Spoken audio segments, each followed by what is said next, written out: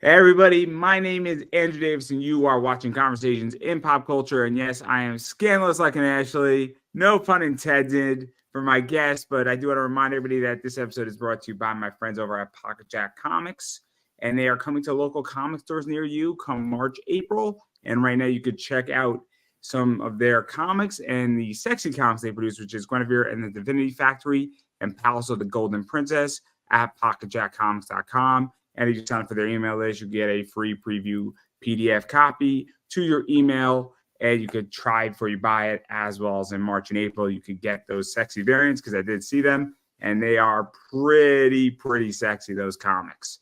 So that's all I have to say about that, as well as my friends over on Kickstarter with Living Dead Girl, which is Jason Connolly and Greg Bo Watson. And they had a little issue with Dan Mendoza, but that's been addressed. So obviously, Living Dead Girl is a very popular book right now. And if you're a Greg Bo Watson fan, it's his first time in 20 years having input in designing a character.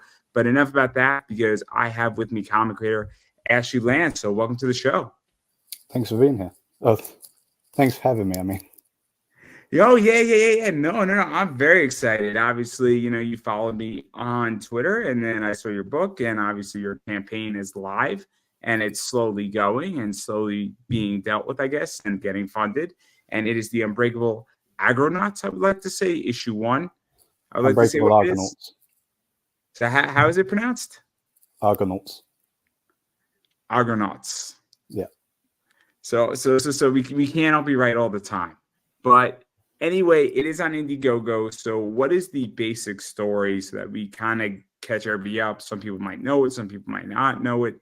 But what is the basic premise of your comic for everybody to be on the same page?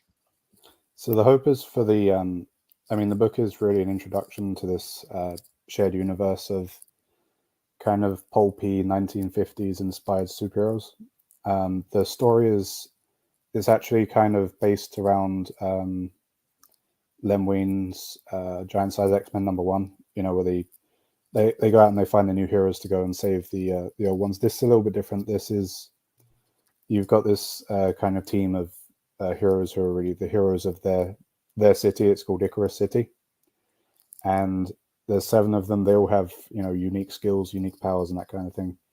And each of them sort of has their own different villains. So you got like how Superman has Lex Luthor and Batman has Joker and all that. And this is the first time they all come together, and they hatch a plan to. One of the characters, I won't give away who, but one of the characters has a unique power that will allow these villains to kind of resurrect one of their old associates. In the hope, because this kind of dead supervillain is like the big bad. He's like a Darkseid, not quite as powerful as Darkseid, but he's the guy where if he comes back, shit really hits the fan. And so the heroes try and get out to save their friends before the villains can resurrect this big bad guy.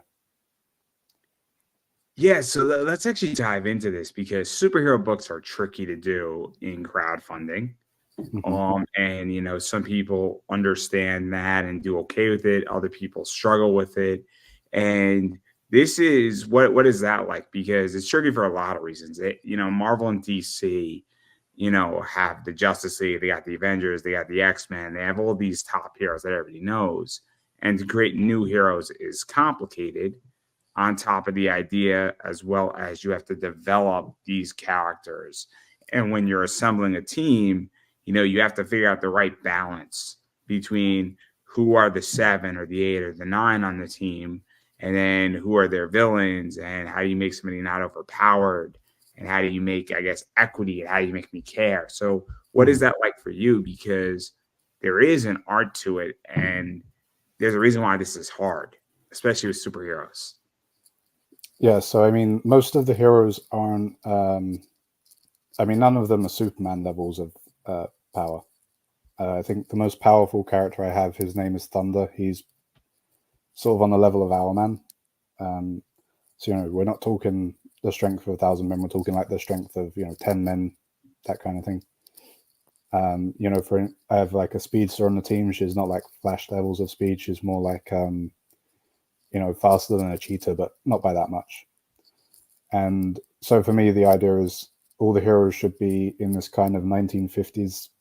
So the inspiration for the team was really you have you have the Justice Society in the 1940s, you have Justice League in the 1960s, and then after that you have like Teen Titans, and everyone kind of represents a different era. There weren't really many kind of conventional superhero teams of the 1950s. I mean, there's like Challengers of the Unknown, who's a team, but they're not really superheroes in the kind of classic sense. They're more like just a group of friends who kind of set out to fight monsters and go on adventures and that kind of thing. It's more my opinion of what a 1950s superhero team would have looked like. Playing into like the tropes of the 1950s. So we've got there's a talking gorilla on the team. There's like a jetpack kind of rocketeer kind of hero on the team. All that kind of stuff. And everyone on the team kind of works as a team, but they're also, like the Justice League, they all work on their own as well. So let's actually talk about that a little bit, because there's two things going on. Obviously, it's got kind of a pulpy golden age, sort of silver age feel to it, where I don't feel, from what I've seen of your book, that this is, modern age comics. Obviously, it's done in the modern age, but it doesn't have that vibe to it. And obviously, you kind of said it's a 1950s superhero team as well. So, it's got that feel to it, which also kind of allows you to do certain things in the book, I would imagine, and also prohibits you from doing other things. And so what is that like? Because people sometimes just want a good golden age comic story, or even maybe a early silver age story. And so what is that like? Because that's definitely where this book's vibe is in a lot of ways. Yeah, I mean, I haven't really found it that much of a challenge in terms of what I can't do. I mean, I've always kind of gravitated towards the older stuff anyway. So, I mean, my favorite movies are things like Indiana Jones, Brendan Fraser's The Mummy. And so I never really approach writing with the need to write about modern things. There's a little bit of retrofuturism there, like how when you watch like Batman the animated series and you don't know if it's set in like the 1930s or the 1940s, but there's like a computer and it could really be anywhere and anywhere. And so so in the 50s there's a little bit of technology that maybe wouldn't come around until the 60s. Most of that is intended to kind of, so for instance, one of the characters is an inventor, and so he has the Harrier jump jet. I don't know that. So it's a jet that was made in the 1960s, but in this comic it was made in the 50s, and the point behind that was to kind of highlight how ahead of his time this character is. And so there's like a little bit of that. It's probably never going to be more than a decade ahead. I don't really plan on bringing much of the modern world into the 1950s beyond just a few years in the future. So because what I like about this is that obviously people right now are gravitating, especially in comics, are gravitating to late 80s, early 90s right now. And people are going back saying Chuck Dixon's Birds of Prey, obviously Chuck Dixon did Nightfall, things like that, Death of Superman and some stuff in the 90s with Marvel. And people are kind of going from that era to kind of 2005 Civil War like. And so there's a reason. I mean, we're obviously in 2024, but people are very much going back 20, 30 years right now in comics, because I don't know if you picked up a DC book or a Marvel book, but some of it's okay, but a lot of it isn't. And I think people are really missing the idea of, hey, I just want to pick up a book where it's pretty self-contained and it's got sort of what comics were 70 years ago. And I think that there's a real lack of that right now in the industry as far as storytelling, where I think everybody's trying to invent the next story, but they're missing the point of what comics were supposed to be. This is kind of like the vibe I get from your book. I'm not saying that it's perfect. I'm saying that it's touching upon that vibe. Yeah, so I do read. There are some I have found that a lot of the decent kind of modern DC books are themselves set in the past. So, you know, you had like the Jeremy Adams, the Flash miniseries, you know, the Jay Garrick miniseries. You had like Jeff Johns come back and doing the New Golden Age, that kind of thing. But yeah, I mean, I think a lot of the main continuities at the moment are a bit too tied down to trying to feel modern. And I think it kind of loses the point because it's supposed to be escapism. It's not supposed to feel like it's real life. And I mean, I'm a big believer in writing the kinds of stories that you'd want to read if you were picking up your first comic and that kind of thing. And a lot of what really inspired me to making my own comic was things like Alan Moore's Tom Strong, you know, the old kind of a lot of the Rocketeer stuff. I don't know if you read Dynamite's King's Watch. That was a big. The point there is they bring Flash Gordon, Mandrake the Magician, and the Phantom together and give them their own little kind of Justice League kind of story. And I thought, you know, why stop at just 3? Why not?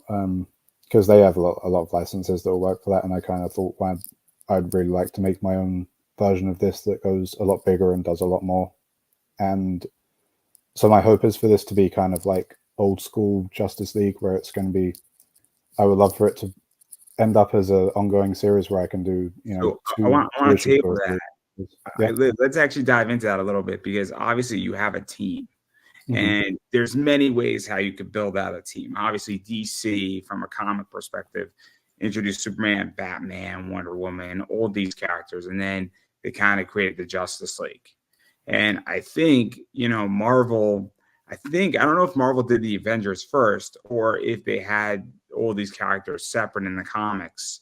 But in the movies, Marvel did Captain America, they did Iron Man, they did a Thor movie, they did a Hulk movie, and then they did the Avengers.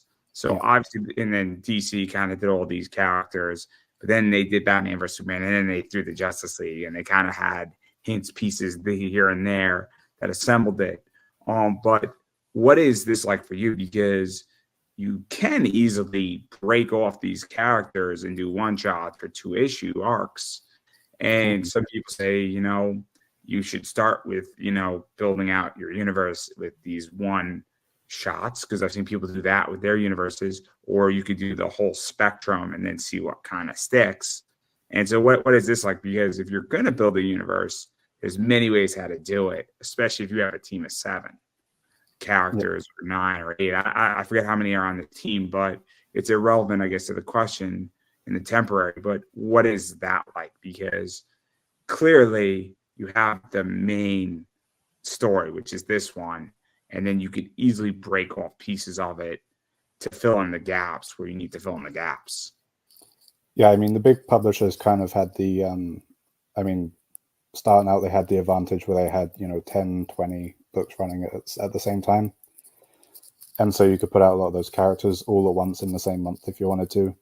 Obviously, for crowdfunding, it's the complete opposite. You really have to do more at once, I'd say, make a good impression with everyone, introduce everyone to all the characters, and then I think going forward, I mean, one of the big things for me was if I can show people a team of 7 up front, I can say to people, which one of these do you like the most?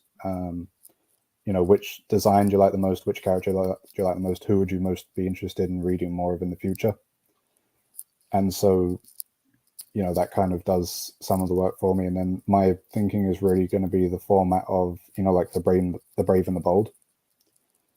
And so in the Brave and the Bold, you start out with the Justice League. Well, you don't start out with the Justice League story, but in issue 28, you have the Justice League story. And then from there on, it's like, you know, the next issue, it's Batman and just Wonder Woman. The next issue, it's Superman and Green Lantern. And then maybe 3 of them shot, maybe 4 of them shot. And so that's the plan, is to have this kind of series where, you know, there's no real rule to it. It's just maybe if this story feels like it should be these 2 characters, it's going to be these 2 characters. If the story after that feels like it should be 4 or 5 characters, it'll be 4 or 5. And then if I come up with another good team up story, then it'll be the whole team again.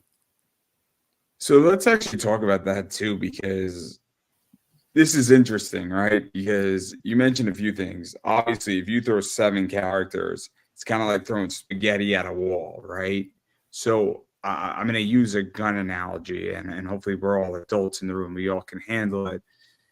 Is that I think there's two approaches to comics. You could take a shotgun approach, which means you're trying to hit a wide surface, or you could take a sniper approach, which means you're trying to hit a small surface but a direct hit.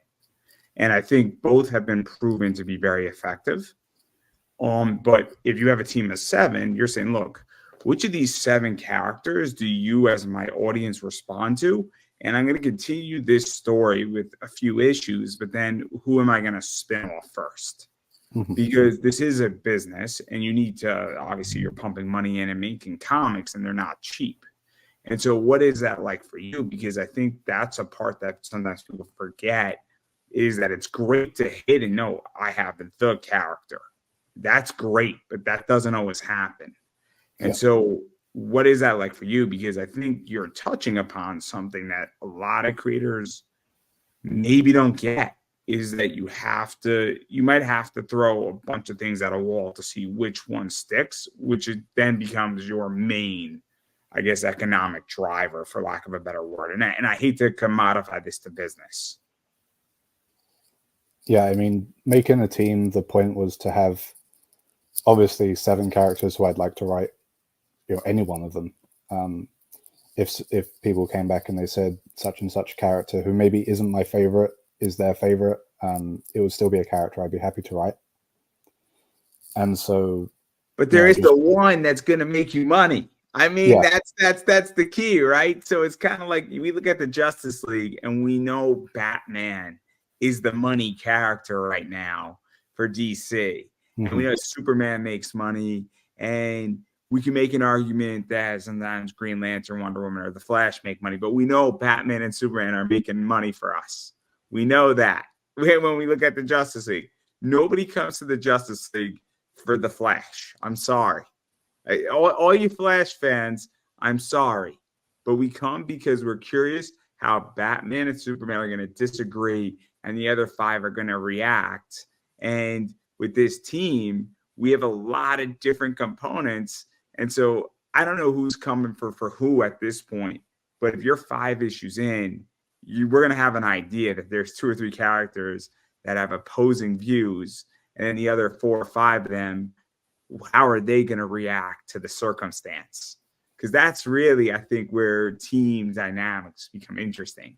And then I don't know if it's a golden age book, so I'm not going to put my next off, but I think everybody knows where I'm going. If you watch my show enough, you know where I'm going with this. Yeah, I mean, one of the ones that went live, one of the first things I did was try and get an understanding of where everyone was on the book, which characters spoke out to them the most. So one of the things I'm actually going to do is there's going to be a 6-page backup, and that I had a few scripts and to try and so I had 3 scripts, one for each of the 3 characters who I thought would be the most popular with people looking to read the book. And when I ran a poll, I realized I was pretty much on the money as to who everyone would like the most, which is the Jetpack Hero. And so he's going to be the one with his own 6-page little backup spin-off kind of thing. But yeah, I mean, one of the things I do in my spare time is I'll kind of think up storylines for the next story arc. And, one of the big challenges is really trying to figure out which characters go best together, who's going to have the most interplay and who's going to disagree and who's going to clash and all that kind of thing. And but also whose personalities complement each other the most, whose powers complement each other the most. And yeah, I mean, I would say the 2 or the 3 books that are most impact, that have the biggest influence on me, are The Brave and the Bold, World's Finest, and Justice Society. And so, if you read those books, there's no real, anyone can show up, any issue could be anyone's story, really. So let's actually talk about that, because I think it's interesting. And if I'm to do a superhero story, I want to have 50 superheroes all under one banner.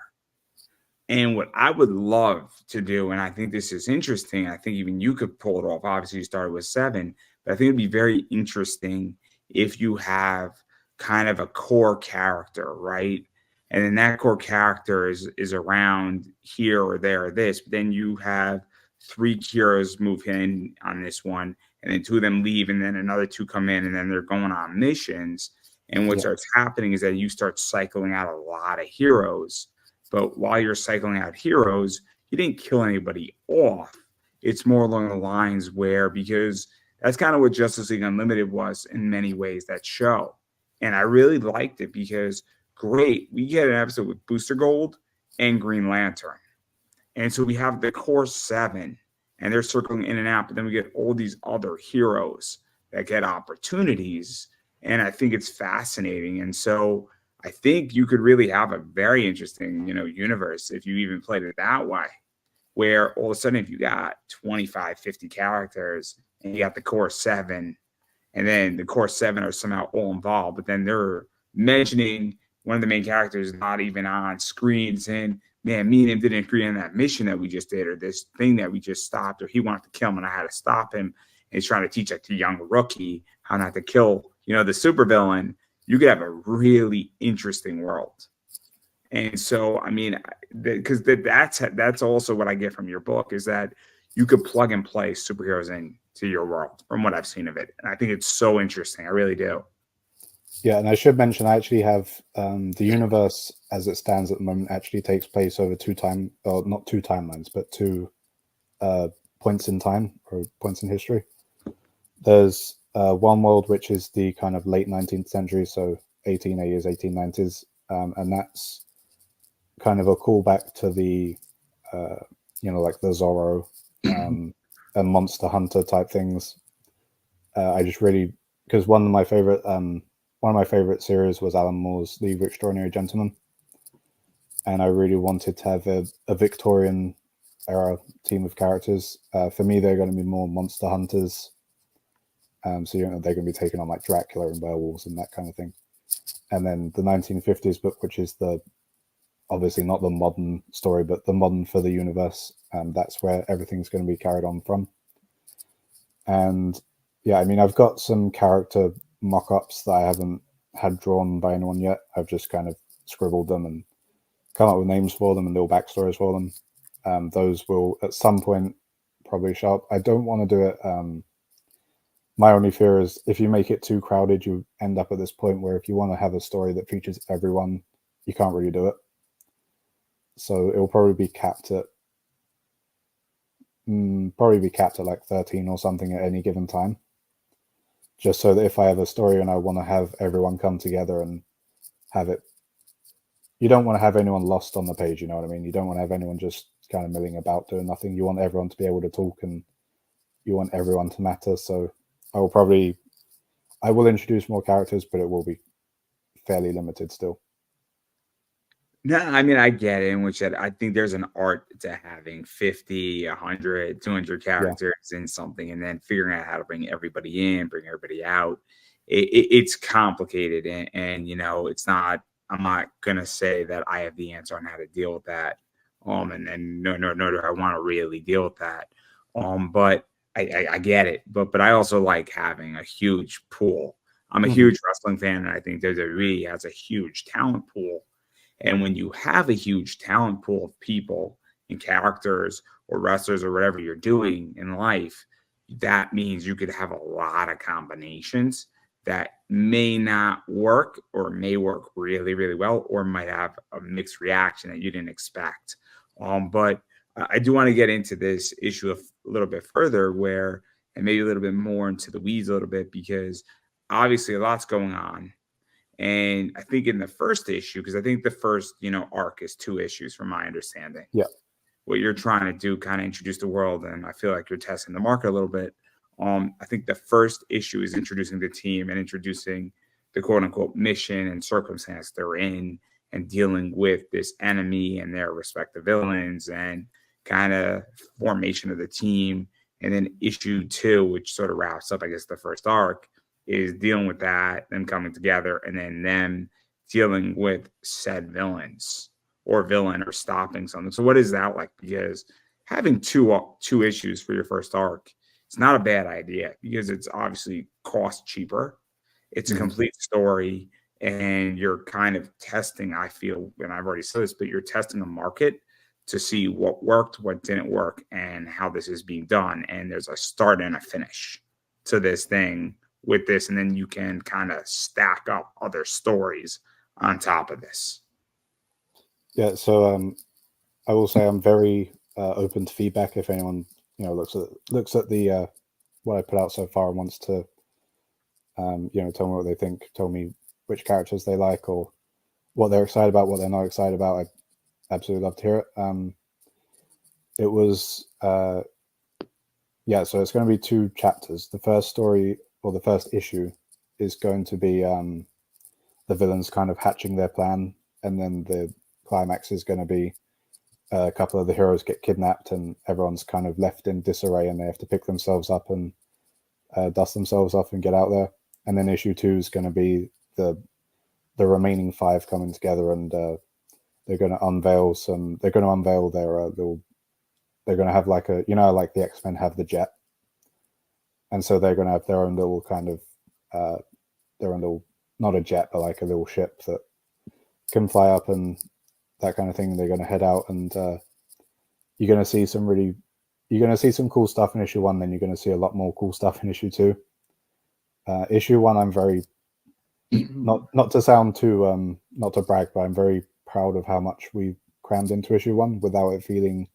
It doesn't feel bloated, and it doesn't feel. There are no boring moments, but it's also not. It doesn't feel forced. Everything going on serves a purpose, and everything's worth reading. And never a dull moment in the first issue or the second issue. Because I think it's interesting, right? Because I mean, let me ask you this, because I'm assuming, and correct me if I'm wrong, and I hate to assume because you don't know how to spell, but you probably have backed a bunch of crowdfunders. You probably backed and read a bunch of them, hopefully, right? I mean, if I'm off base, tell me I'm off base. Not a ton. I've backed 4 campaigns so far. I mean, but I guess I'll get to my point then, is that I've read a lot of indie comics, and sometimes an issue 1 comes out swinging, and we're like, man, we're hitting this thing hard. And then issue 2 comes, and they threw everything into issue 1. And I'm like, great. I feel a little disappointed that we're not doing anything cool, or issue 1 was rather disappointing and you're charging me $20. And I'm like, I like the concept. I like the name. I like the pitch you gave me, but this was underperformed. And so what is that like for you? Because obviously I've only seen parts of issue 1, but from what I've seen, it seems interesting. I would want to give it a try to read this and see where you're going with it. But that's, I think, what's interesting is that if you're packing a lot in and you're doing 2 issues and you're saying, look, it's a 2-parter, and if this thing doesn't go any further than 2 issues, you're getting a complete story. I think there's something to be said about that. And no, so I completely agree. I mean, not just crowdfunding. You'll go out and you'll buy like an image book, and issue 1 is fantastic, and then issue 2 it just gets so boring. It's like issue 1, here's all these great fighting scenes, and then issue 2 it's just talk. I write these books with that in mind, specifically avoiding the idea of having any issue that's going to be boring.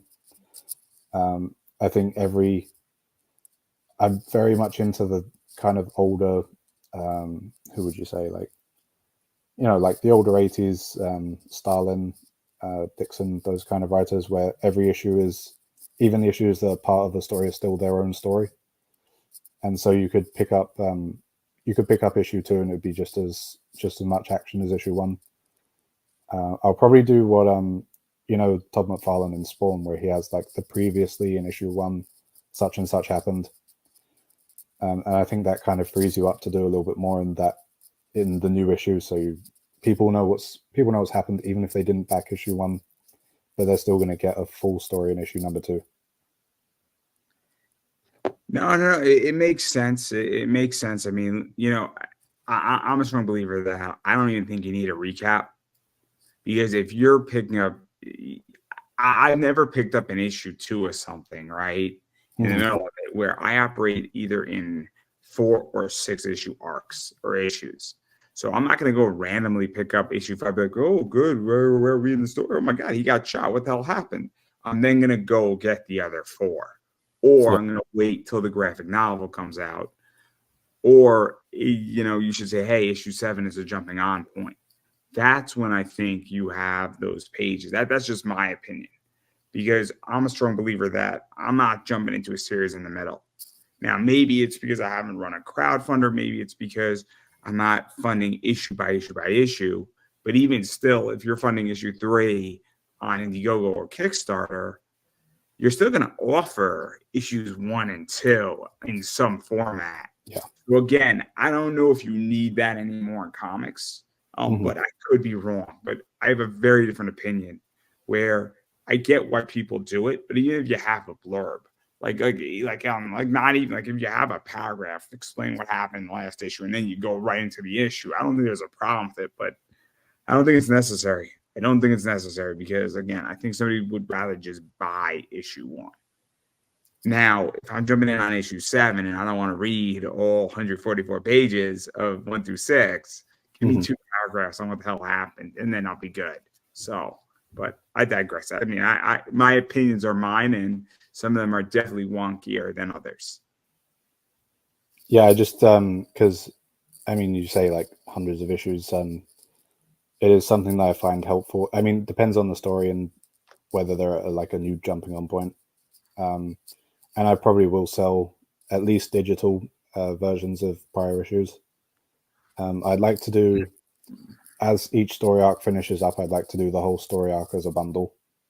So there's always, somewhere to jump in and catch up. So I do want to, I don't want to ruin much of the story, but I do want to dive into some business stuff, because you mentioned something that actually has piqued my interest a little bit, because you said that you will offer digital always, which because I think there's value in digital, but I don't think there's collectability in digital. Does that make any sense? Yeah. Because I'm a big comic collector, and I think there's a lot of collectability in comics, and especially in crowdfunding. And even in your local comic shop, books are printed in a limited quantity. Sometimes there's 100,000 of that book, but it's still a limited 100,000. It's not as limited as if there's 1,000 of them. But that's what irks me about Kickstarter, is that I know people who are just constantly printing their cover A. They don't change anything. They don't deviate print runs, and that cover A doesn't have much value. And I think it's complicated, where I think people should retire covers.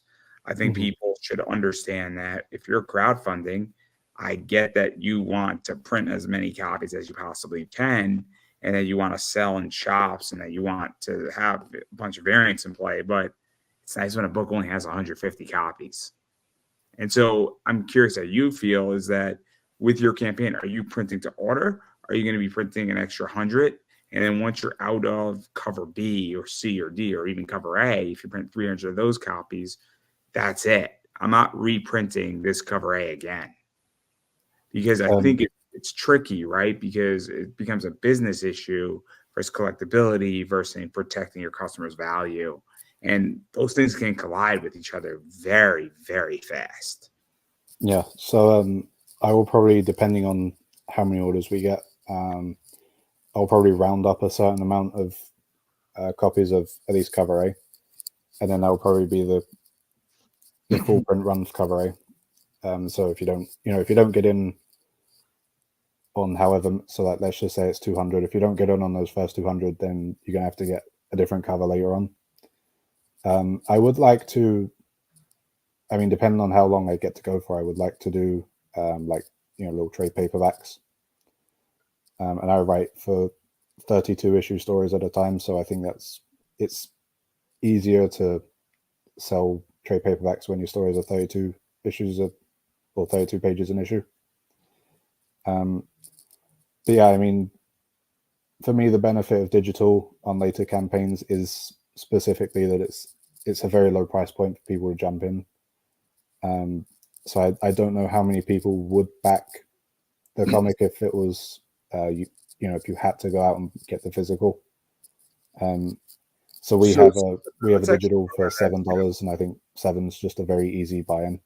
Yeah, let's actually talk about that too, because I was listening to a stream and they were talking about how in COVID, and I don't know how Europe reacted, but in America, we got a lot of money. A lot of people weren't commuting to work, so they had extra money that was going into their car or gas, and their Mhm. cars got less wear and tear. And certain people had really low mileage on their cars, and so they extended their leases, which means that they weren't buying a new car by 6 months or by a year. Because if you were driving 500 miles a week and now you're driving 100, your car is going to last a lot longer. And, you're spending less money on gas. And if that was the position for 2 years, all of a sudden, people had a lot more money when COVID hit. And a bunch of people were maybe buying some more comics. They were buying more physical things. There was less entertainment, but comics were still being produced. And now obviously, and then obviously in America, we got a bunch of stimulus money that came in for on a whole docket. So for a lot of different reasons. And so people got a lot of relief. And that also worked its way into, the Kickstarter positions. And now I feel money like that is leaving. And the economy, at least in America, and I think it's similar in Europe, isn't great. It's not great right now. And I don't think it's going to get better anytime soon. And so I think a lot of people are gravitating towards digital, because Mhm. digital might be $10, a physical copy might be 25, and they want to read it, or it might even be $8 for a digital. And so there you go. And then shipping is what, like $7 on top of that, I think, for a lot of campaigns. So all of a sudden, $32 versus saying $8 with no, shipping. I could read my comic and I can afford $8. $8 is a cup of coffee at Starbucks. Yeah. So, and I'm curious what your thoughts are on that, because that was the point of these guys in their stream, is saying a lot of people are gravitating towards digital because they want to read comics, but they can't afford physical copies anymore because of the economy, and they can buy 4 digitals or 1 physical. Is what it comes down to. Yeah, I mean, that's basically my thinking. I approach a lot of, everything from the story to the campaign as if I was a customer as well. And so my first thought was, if I found someone's first book, and I would probably look for the cheapest option. Because if it's someone's first campaign, you kind of think, well, if I spend the amount of a cup of coffee and, I don't love the book, you will love the book. But, let's just say you kind of think of it that way. You will like the book and you will appreciate it. It'll be your favorite book. Yeah, but I just kind of think about it because, as I said before, I have backed campaigns in the past. A lot of the time, the reason I don't back a campaign is I look at it and it'll be, 25 for the book, 25 for shipping, and I just can't do it. And a lot of the time, I'll think, if only there was a digital copy that I could just, it would be so much easier. And so, yeah, that's basically the thought behind the digital. It's very, and also it's very easy to convince a stranger to, here's a comic book, $7. You don't have to wait around for shipping. You'll just get it in the, you'll just get a PDF and email. I think that's a much easier, as I said, for a first campaign, that's just so much easier for everyone. No. I mean, I have a different viewpoint. I'm a variant collector, so a lot Yeah. of the time I'll back somebody's first campaign because I'm like, oh man, you got this really cool variant on it, and there you go. But again, that's why I back certain things. But and I'm not a big digital backer, but I'm Mhm. also a collector. I'm also a reseller, but I'm also very, very, very selective. And so I am very selective and very tactful on who I back, when I back, how I back, and what I'm engaging with, because I have to be. Yeah. And I think it's a very complicated thing. And I've been burned on campaigns, and there's people who I like a lot, but I'm not backing their campaign right now because I just don't see the value there. Mhm. And I always think a digital copy is going to be available for me anyway at any given point. And so if I want to read a book, there's always a way for me to get a digital copy later on. So I feel no impetus to get a lot of people's comics. And honestly, I'm just selective. I like a certain type of book. I like a certain type of movie, and I know who I am exactly. Yeah, I'm the So same way. it's I hate to say this, but like, but also I become selective because of that. And it is very rare that I will back a Kickstarter that is out of my repertoire, for lack of a better word. Um, and it's just the cost of doing business. So, I'm perfectly fine with that. But I get it. I get it on risk. I mean, there's plenty of people who say, "Look, I just want to read comics. Give me Mhm. $5 digital all day." There's plenty of people like that. And so I'm not here to knock, but I have a different view. And that's again for me what works for me, but also I'm a different customer completely. But I think because I'm interviewing a guest after you, and his book is only in digital, and that's why this is interesting. Is that I'm a crypto guy, right? So I love digital assets, and Mhm. I'm also a stock guy, and that in many ways, obviously, stocks represent physical goods. Sometimes they're physical companies or companies that provide service and things of that nature, but it is a digital financial product at the moment, and so I get the digital side completely. Yeah. Um, but I think it's interesting. I think it's interesting, and it's also the fact that I think you're international too is an issue, especially because in the US, to ship a book to Australia or Canada is very expensive. So I should actually mention we have a flat shipping rate, which is going to be about $10 for everyone. So the book itself, I think, it's 32 pages. I think it's on the kind of mid cheaper because it's about $15 for 32 pages.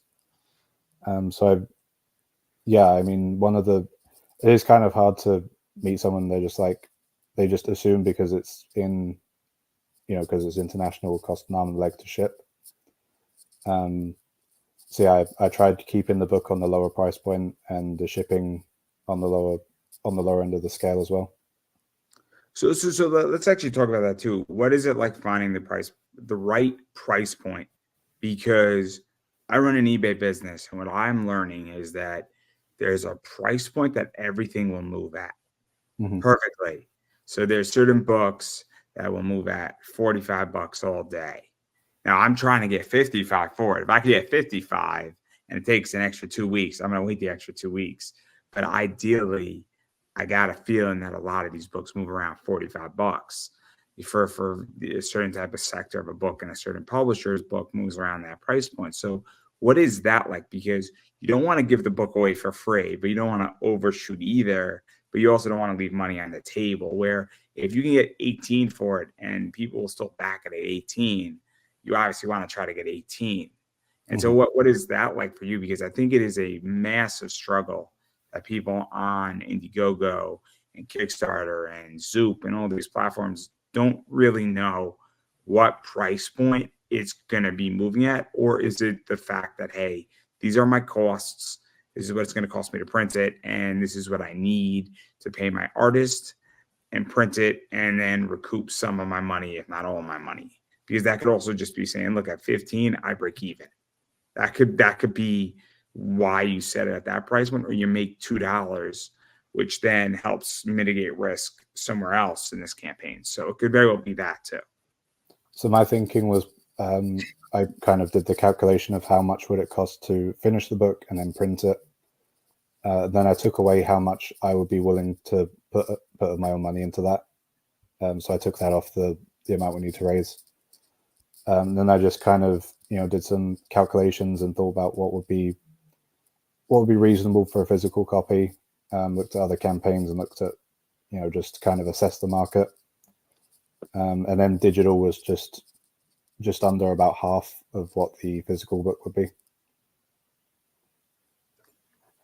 So I thought was a reasonable calculation. It makes sense. Again, as me running my business, I look at how much it costs me. I look Mm-hmm. at what eBay is going to take out of it because I sell almost exclusively on eBay. I'm coming to Whatnot. They take a very similar position that eBay takes. So I look at that. And I say, cool, how much money do I want to make in profit and what is everybody else charging? And also then, because some of these books are numbered, if I have a bunch of low numbers, I might add a $3 or $4 premium if I have book number 1 or 2 or 4. If I have book number 50 or I sell numbered cards, if I have a lower numbered card, I'm going to maybe ask another $1 or 2 more because it's rare, because it's the first off the print run. If I have a number 1 of a card, I'm going to ask more than if I have a number 500 and it's a 500 print run. Yeah. Because I think I mean, I just got a card that's the last off the print run, and I got number 4 of the same batch.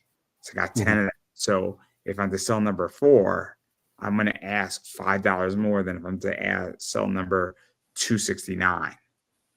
Because I think, while 269 at 269 is cool, I do think that card is worth a little bit less.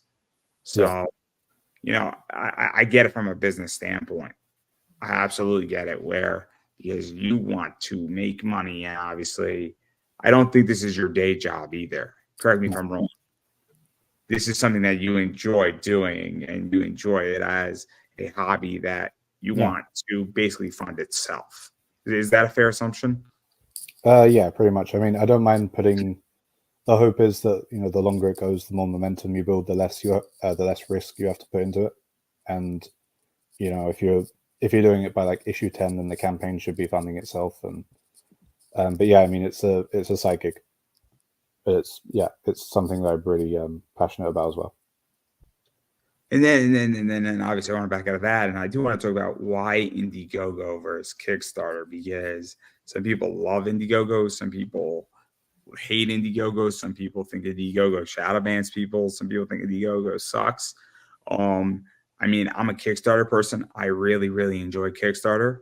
I think that your project would do perfectly fine on Kickstarter, unless there's another reason why you're not on Kickstarter. But I think Kickstarter is great. I think Fund My Indie or Fund My Comic by Luke Stone is cool. I think Zoop's a fascinating platform. And so I'm curious why you chose Indiegogo versus any other platform, because I mean, I don't know if it's a preference. I don't know if it's just where you feel comfortable or where you just started. No, I mean, it was basically just kind of sort of imperfect market research. A lot of people, you say, where would everyone be happy buying it from? And a lot of other creators seem to prefer Indiegogo, and a lot of backers seem to prefer Indiegogo. So it just it just made the most sense to me, and it's pretty easy to set up and use. So what would you be against doing this on Kickstarter? No, I'd be happy to do it on Kickstarter. I mean, is that also in the cards? Because I think right now, and I'm going to tell you what I've seen. You still got a lot of time left, and I think I share this out, and hopefully I'm going to get you some backers in the process. But you have a lot of time to fund on Indiegogo, but I think on Kickstarter you would have an easier time funding. I really do. I think there's more traffic, and I think that you just being on Kickstarter, and I think Kickstarter has more organic traffic. I could be wrong. I also think Kickstarter's platform is a little bit cleaner than Indiegogo's. I also think people prefer, to some degree, of paying later on Kickstarter, because especially because the one question everybody should really ask their backers is, when is their credit card cycle up? That's when people should really ask their backers. Because if you end the day after somebody's credit card cycles up, that means that they don't have 30 days to pay. They might have 60. And that's a game changer. When people have more time to pay something, that changes the game in so many ways. But I do think that, you doing this on Kickstarter, I think you will have better results, especially if you fund on Indiegogo and then you set your goal at 500 on Kickstarter. You're going to fund very quickly on Kickstarter, in my opinion. All right, I'll keep that in mind. I mean, it will depend on sort of where we are in, a week or two. If we don't make it, then I might give it a go through Kickstarter. I think especially if you're looking at this, because if you still need to finish the book, it's a little bit different. If you have the money and you're only trying to print your book, Kickstarter is the way to do it. 500 Kickstarter, and whatever you do, you handle it, and then maybe you have to pump in another 500, and you have to slowly mitigate your costs over 10 bucks. Is that's how a lot of businesses start anyway. A lot of businesses start with debt, and then they slowly mitigate and get rid of debt, or they figure out ways how to service debt. I know because I did that. It's not fun. It's not fun. It's fun when it works. It's fun when you start servicing your debt and you get rid of your debt in your business. It's a blast. It's not fun when you first start out because people look at you and you're like, oh my God, I can't sleep. And then your hair goes gray. You think this hair just naturally was gray, guys? No, this is 10 years. 10 years. I used to have nice brown hair, and now, it's brown and gray, and I'm only 31. It's terrible. It's just terrible. I have to get a haircut because when I get a haircut, the gray is like hidden in the military cut. So, but my beard is perfectly fine. It's beautiful. It's all brown. There's no gray in my beard. So we know my beard isn't stressed out. It's just my hair near my brain. But I digress. This is not about me and my hair. It's very upsetting. But that's what I think of your book. That's I think you would do better on Kickstarter. I really do. Yeah, I'll give it a shot. But I want to back out of your book, and I want to talk about comics as a whole because I am curious because I obviously have a very different perspective of buying and selling books on eBay. I'm doing my first Whatnot show on Friday. I'm very excited for that. I don't know how that's going to go, but link is in one of the descriptions somewhere, guys. But I am curious where you see the industry going because a lot has changed in the last 3 years, the last 5 years, and the last 10. In I think positive ways and in negative ways. And as somebody who is a creator in the industry, you might see things very differently than I do. Yeah, I think so as far as like the big two go, I think the real problem, and some people may disagree with me, but I think the problem is too much centralization. All the books kind of, it's not that all the books are the same, it's that all the books are kind of anchored down to the same, the same kind of events and the same tones. If you're, you know what I mean? If you're reading one book, you're kind of getting the sense of what a lot of the other books are like as well. And I think that having more difference between the books, maybe going back to more, different genres like horror and that kind of thing would let me pitch you my idea for DC. And I'm curious.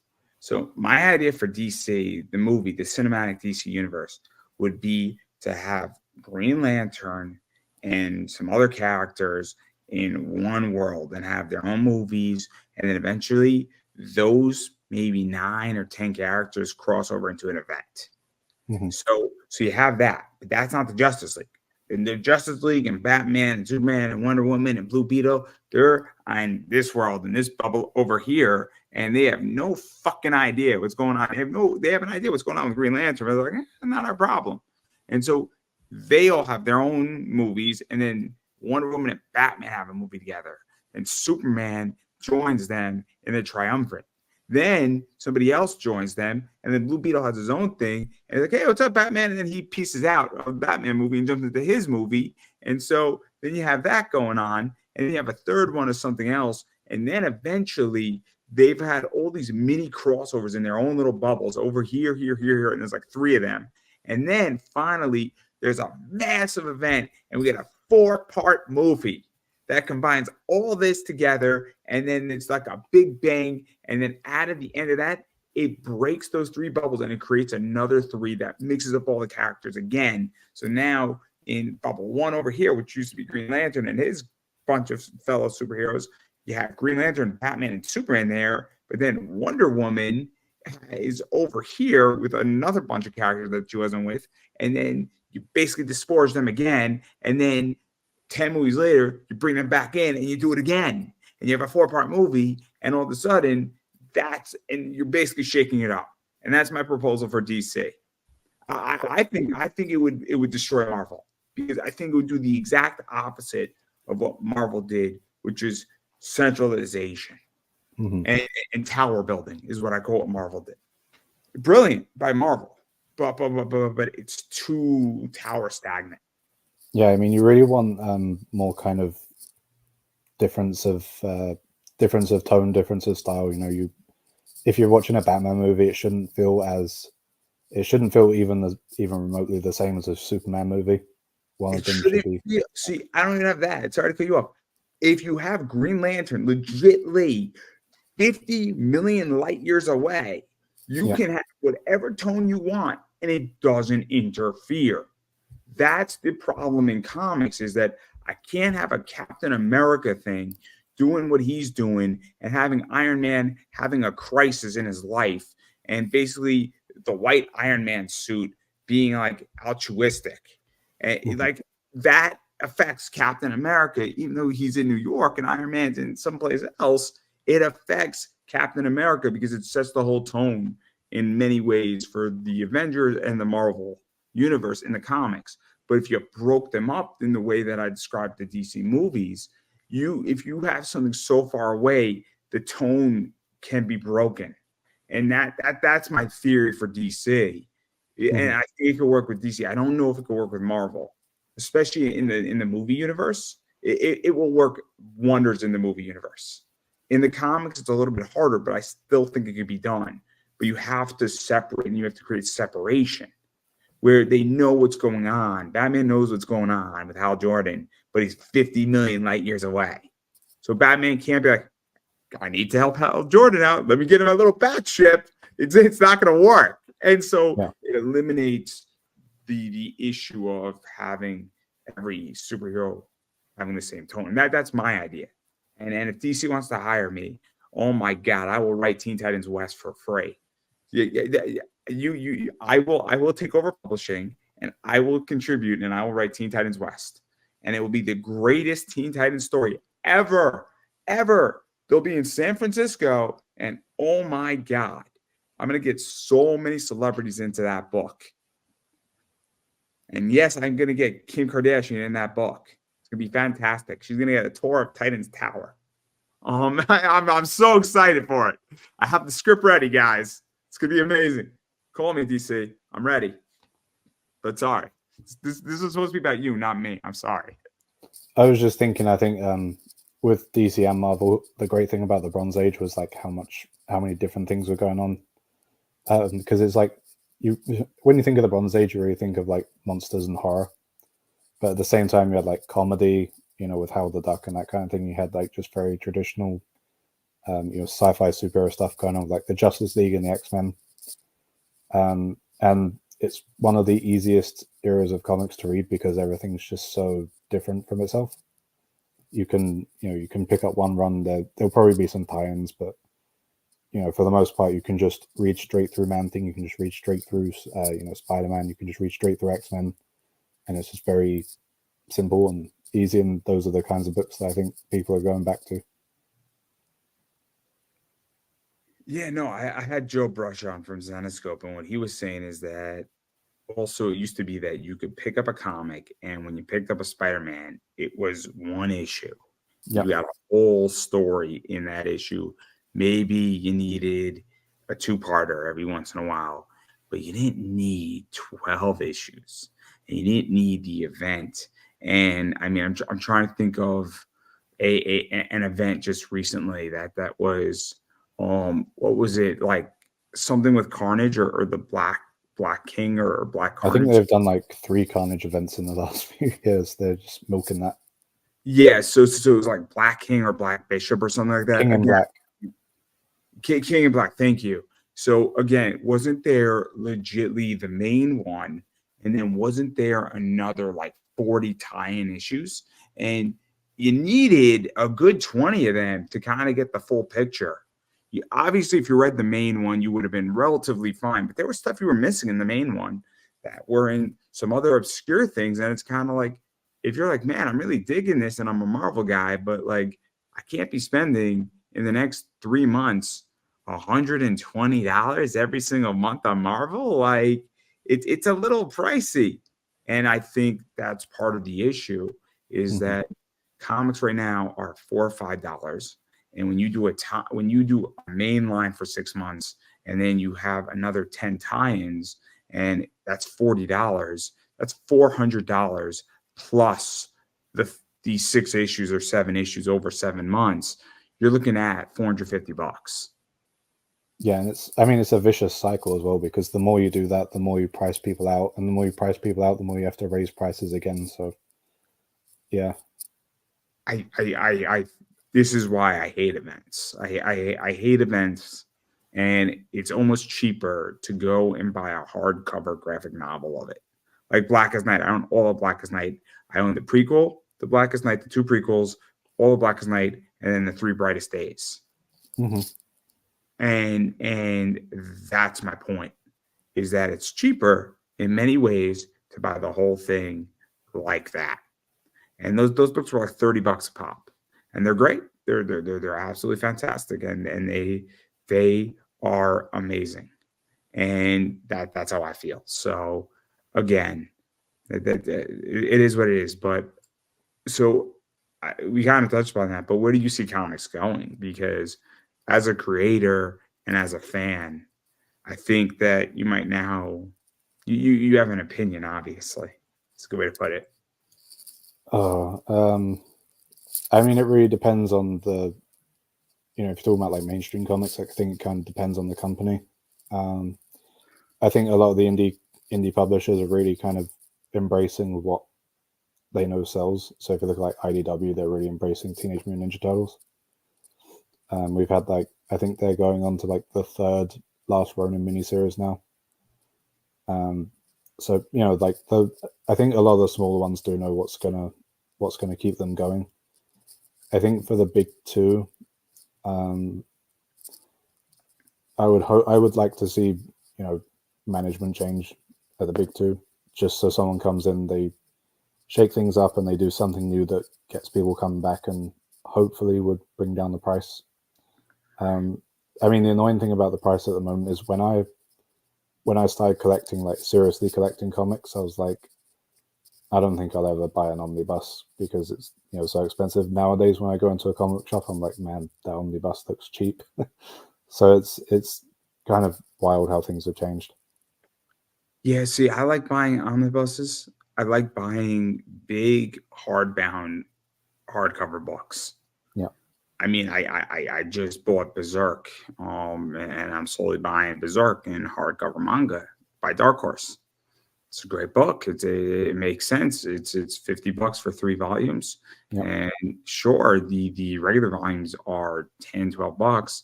The omnibus in a better condition that's going to last forever is what, $14 more. I mean, at the end of the day, it's a great series, and if I want it on my bookshelf and I want it for the next 40 years, a hardcover, book is going to last forever. Yeah. And so I'm at that stage as a person now. But again, I don't want to buy everything. I don't. But I have a slightly different opinion where I think DC and Marvel have said we don't give a fuck about comics because, and I get attacked for this. They've made a business decision saying the movies, the merchandise, and the video games is where the money's at, and DC and Marvel and their parent companies are the smartest companies in the world. And people, what I think people forget is that I'm not saying their product is good. Their product is subpar, sometimes great, but for the most part, it's average, subpar. What they've done is that they've realized where the money's at. And it's in video games, movies, and merchandise. And therefore, people assume if a company is a good company, that their product is good. No. A good company is a company that's making money and making and selling you what you want or what you think you need. That's a good company. Yeah. That doesn't mean they're good as in they're doing altruistic things. It just means that they are a good company as far as business wise. What I think with the indies is that I think the indies have realized that DC and Marvel are producing bad product and product that people don't want, and that I think indies have stepped up. But I think the indies have a problem where getting price point down is very complicated. And also everybody else is doing the exact same thing. So you got to really hustle your buck. Mm-hmm. Because right now, I don't know about you, but I can name 20 different fantastic products that are all competing against each other. And if you put all of them in front of me and you said, Andrew, pick one, I couldn't go wrong with the 20. I couldn't go wrong with the 20 that I picked. And they're all different and they're all top quality products. Yeah. And but that's just it. If you gave me $20, say, Andrew, pick one, here's $20, pick one. That's all you can do. It's like legitimately throwing a dart at the table. That's what it's like. I'm sure. I think you probably could be in a similar situation. Yeah. I mean, part of my theory for the big two is that they're going to become a lot more dependent on reprints. Putting out like the classics just over, like, such and such a movie is coming out, and here's the story that ties in with it, or this is the story that the movie is based on. Come by that. Or a video game, game, or they want to have a big merch print or a merch thing where they want to sell 1 million Batman shirts. Cool. Let's do a Batman 27 on Batman Day, right? Mm-hmm. There you go. Oh man, Superman is 85. Happy birthday, Superman. Let's reprint Action 1 in a fun way. Or, the Action 1000, right? That was a reprint, right? With a bunch of interview stuff in there. But they sold a lot of copies of that book. But that wasn't a new product. It was a great product. It's a fun product. I have a lot of them. It made me some serious money. But it wasn't a new product. So I digress. Yeah, I do think that the companies will become more aware of where the customer base is.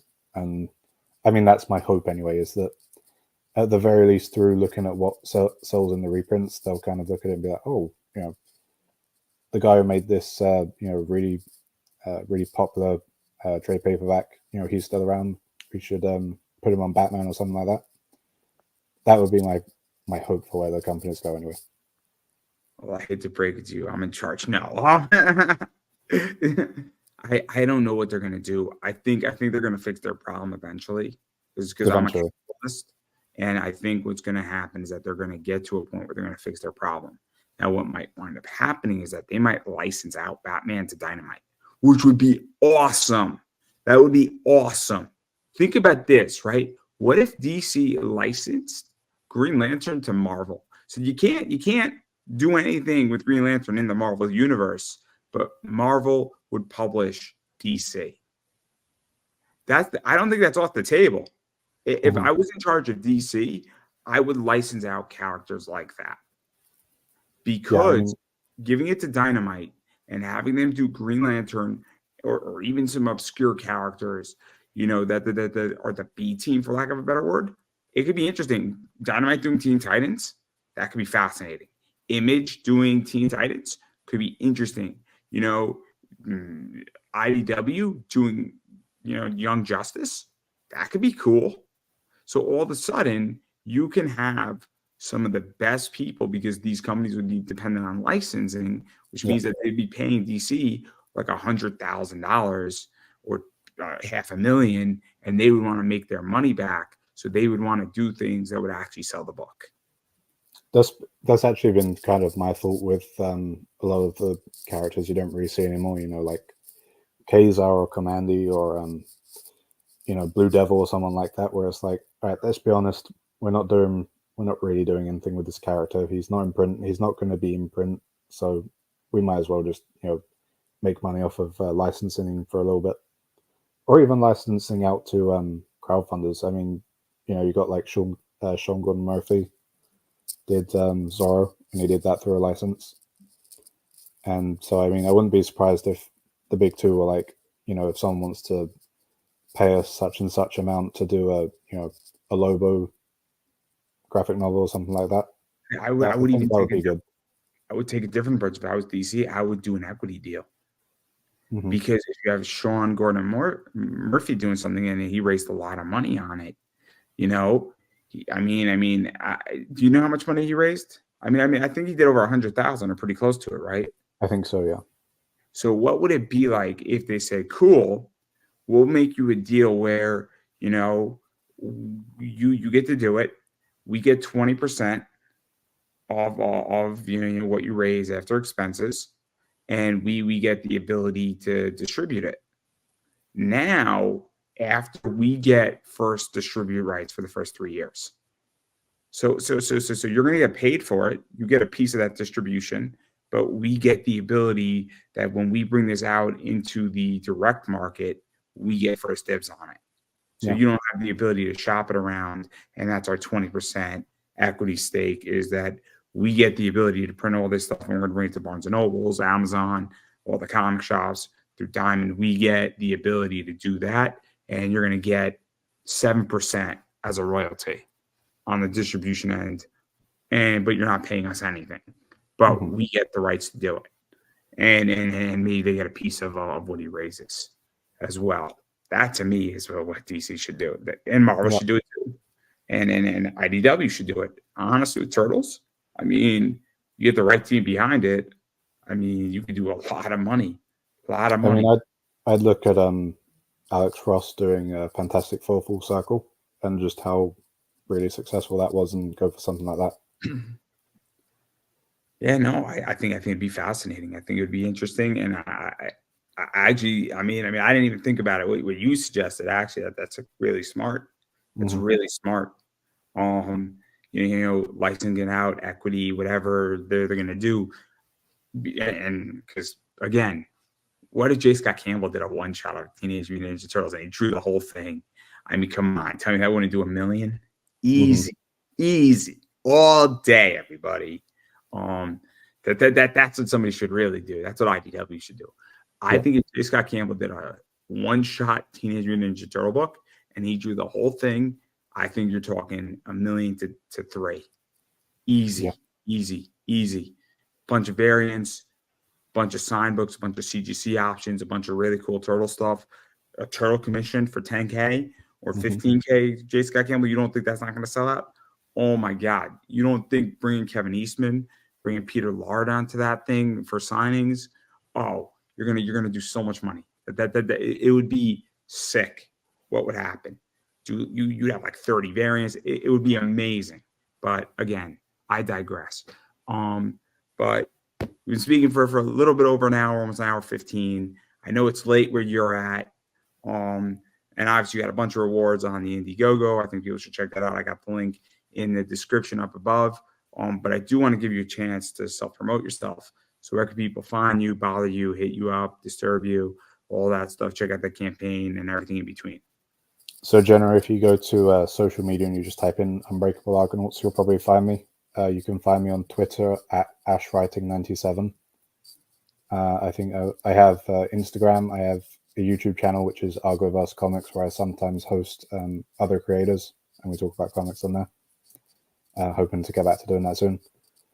And Unbreakable Argonauts over on Indiegogo. It's cheap, easy, and you're absolutely gonna love it. And then I've been saying it. I'm going to keep saying it. You got to support indie comics. What that means is that when people have campaigns, you should go ahead and support those campaigns, as well as follow them on social media. Also sharing it out the campaign, telling people about it. Sharing this interview out is helpful.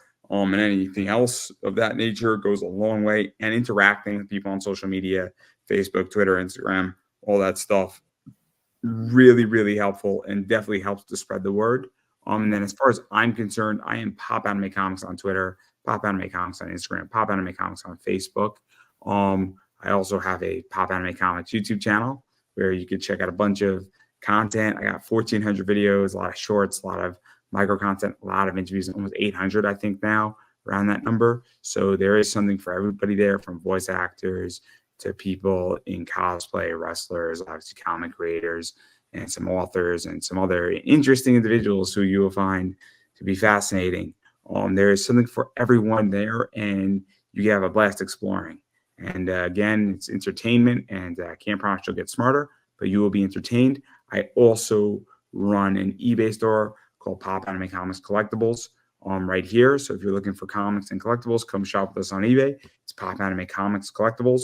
So you type in Pop Anime Comics, you probably will find me on eBay. And because I tend to do fun stuff, this book right here, I have all 15 of those books in holofoil. So I do control that book, and there's other books that I do completely control. I will say this very nicely. In about 2 weeks, those books are only going to be sold on my Whatnot, which is now in the comment section down below. That link, which is my first Whatnot, is this Friday. So I will only be selling those books on my Whatnot after 2 weeks from now. So if you would like to buy them from eBay, there you go. And also I will be raising the price up on Whatnot in 2 weeks. So, and this week I'm releasing 2. Next week I'm probably going to only release 2. And then I got a few others. I got a Starfire coming in. I also have this one right here, Burissa in holofoil. I have all 15 of those as well. And I'm waiting on that one. And I got Starfire coming in, and I have a few Shikaris that are also coming in that I control all 10 on. So again, I do carry a lot of books, and I have 10 Rogue, the Tushy shot of her from Mount Olympus coming in as well. I have 10 of those. There's 25 of those, and I got a lot of other stuff coming in. So, you know, you never know what's going to come into my store, and you never know what's going to come on Whatnot. I'm very excited for that stream.